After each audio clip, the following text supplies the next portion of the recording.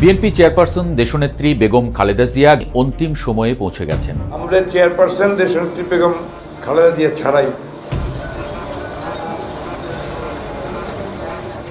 Sorry, আপনারা একটু বন্ধ করেন।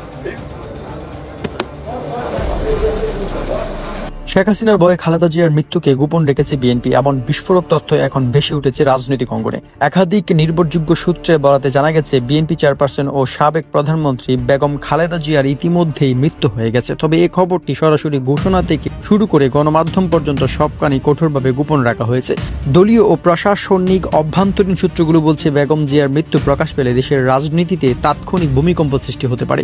বিশেষ করে আসন্ন জাতীয় নির্বাচনের আগে তথ্য প্রকাশ পেলে বিএনপি পুরোপুরি ভেঙে পড়বে, নেতৃত্ব শূন্য হয়ে পড়বে এবং সবচেয়ে বড় ধাক্কা আসবে বিদেশি কূটনৈতিক মহল থেকে। রাজনৈতিক বিশ্লেষকরা বলছেন খালেদা জিয়ার মৃত্যু প্রকাশের সবচেয়ে বড় ঝুঁকি আওয়ামী লীগের কাছ থেকে, শেখ হাসিনার কাছ থেকে। কারণ দেশের অভ্যন্তরীণ ও আন্তর্জাতিক রাজনীতির চাপে বেগম জিয়ার মৃত্যুর পরপরই সাবেক প্রধানমন্ত্রী শেখ হাসিনার দেশে ফিরে আসার পথ একেবারে পরিষ্কার হয়েছে। নেত্রী যে অপরিসীম ত্যাগ স্বীকার করেছেন সেটা সর্বজন বিদিত।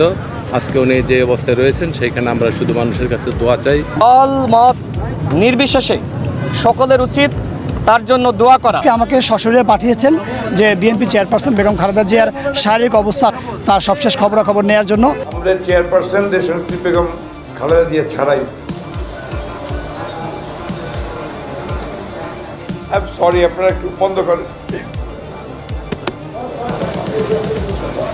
আমাদের মধ্যে থাকতে পারেন এবং আমরা যাতে এই নির্বাচন থেকে শুরু করে পরবর্তী যে গণতান্ত্রিক রূপান্তর যেটা ঘটতেছে বাংলাদেশে, এই সময়টাতে যাতে ওনাকে পাই।